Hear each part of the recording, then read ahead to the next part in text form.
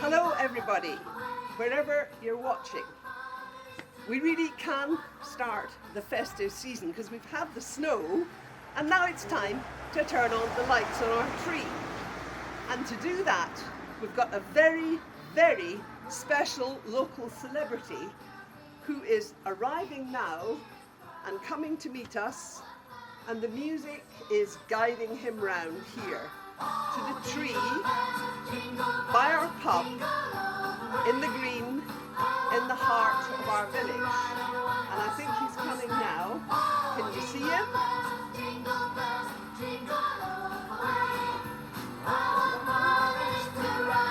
Here he comes!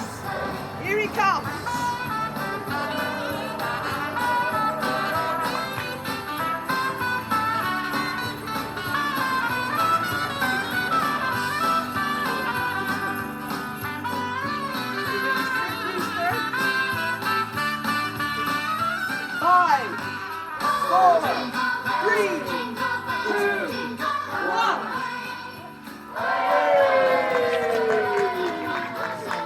Thank you very much, Brewster.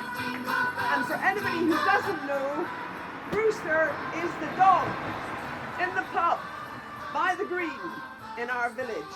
And we know that Brewster has missed all his friends this year very much. And so he's taken the opportunity to say hello and put the lights on for us. Thank you very much, Brewster. Now you can go and have your dinner.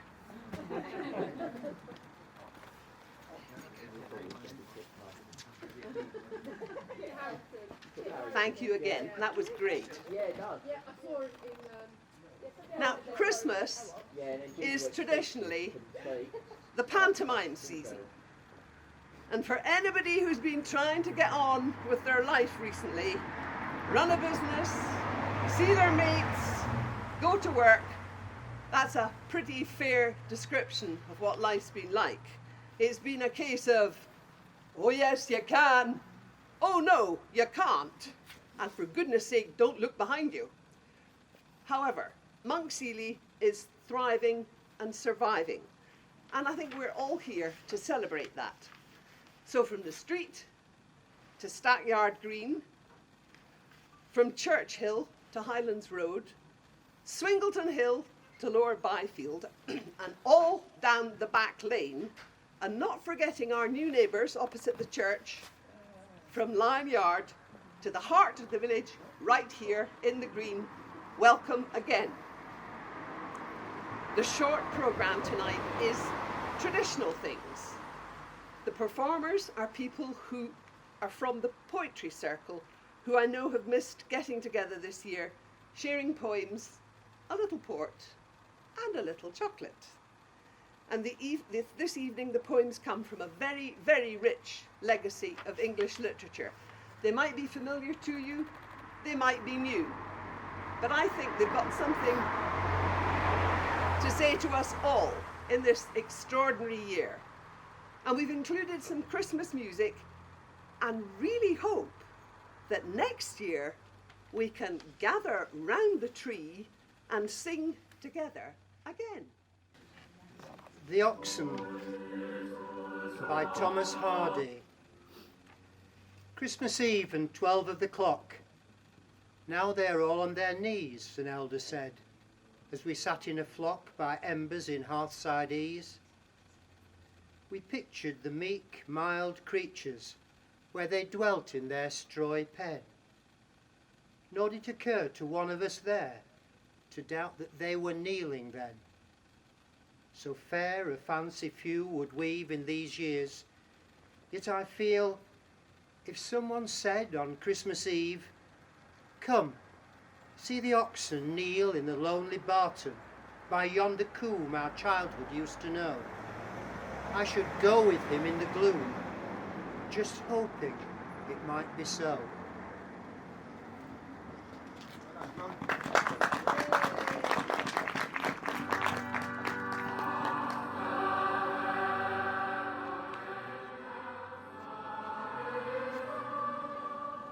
And suddenly there was, with the angel, a multitude of the heavenly host, praising God and saying, "Glory to God in the highest, and on earth peace, goodwill to all men."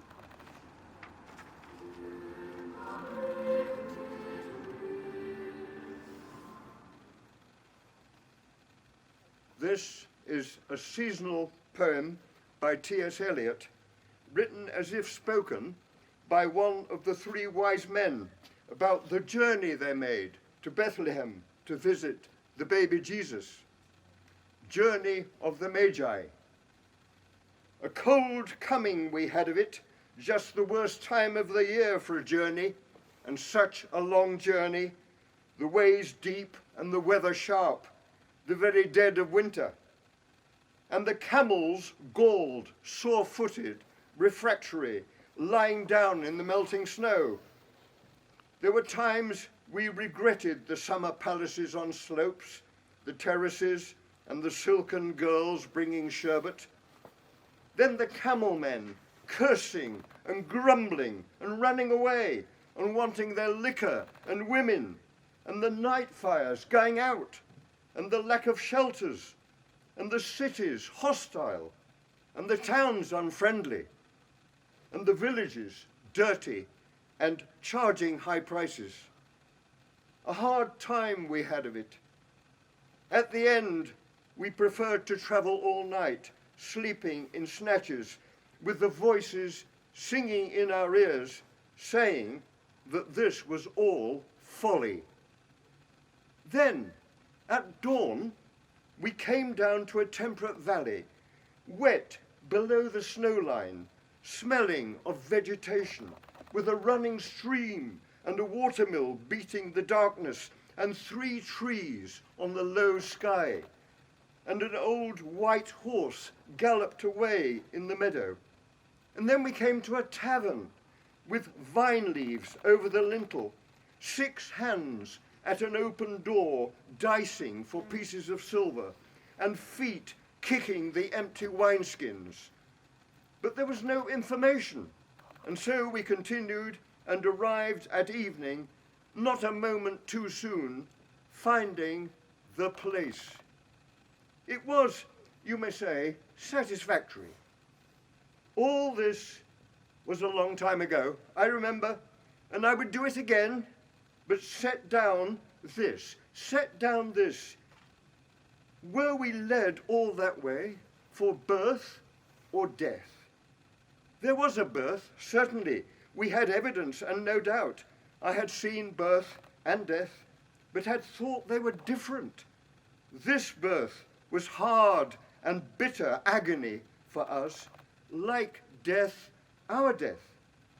We returned to our places, these kingdoms, but no longer at ease here in the old dispensation, with an alien people clutching their gods.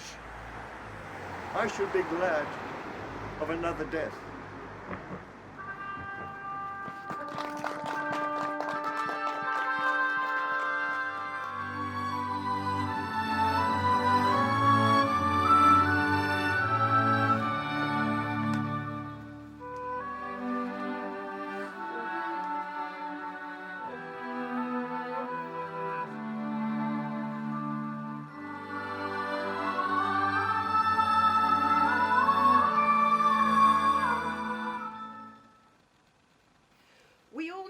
Christmas is a time for children, for families, and for all our community.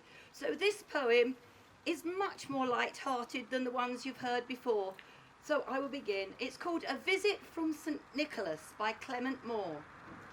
'Twas the night before Christmas, and all through the house not a creature was stirring, not even a mouse. The stockings were hung by the chimney with care, in the hope that St. Nicholas soon would be there. The children were nestled all snug in their beds, with visions of sugar plums danced in their heads. And Mamma, in her kerchief, and I in my cap, had just settled down for a long winter's nap. When, out on the lawn, there arose such a clatter. I sprang from my bed to see what was the matter.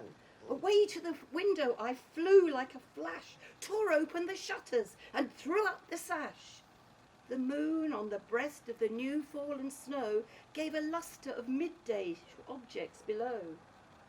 When what do my wandering eyes should peer but a miniature sleigh and 8 little reindeer, with an old little driver so lively and quick, I knew in a minute it must be St. Nick. More rapid than eagles his coursers they came, and he whistled and shouted and called them by name. Now Dancer, now Dasher, come Vixen and Prancer, on Comet, on Cupid, on Donna and Blixen, on to the top of the porch, to the top of the wall. Now dash away, dance away all. As dry leaves that before the wild hurricane fly, when they meet with an obstacle, mount to the sky.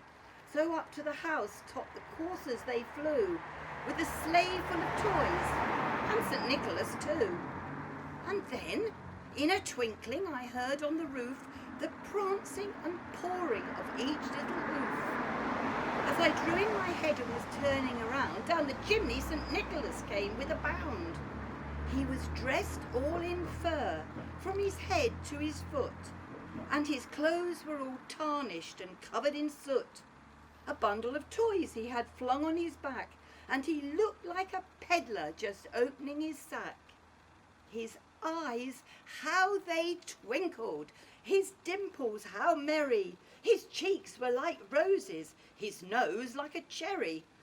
His droll little mouth was drawn up like a bow, and the beard on his chin was as white as the snow.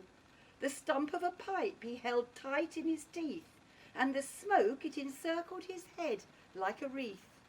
He had a broad face and a round little belly that shook when he laughed like a bowl full of jelly. He was chubby and plump, a right jolly old elf, and I laughed when I saw him in spite of myself. A wink of his eye and a twist of his head soon gave me to know I had nothing to dread. He spoke not a word, but went straight to his work and filled all the stockings, then turned with a jerk, and laying a finger aside of his nose and giving a nod, up the chimney he rose. He sprang to his sleigh, to his team gave a whistle, and away they all flew like the down on the thistle. But I heard him exclaim, ere he drove out of sight, "Happy Christmas to all, and to all a good night."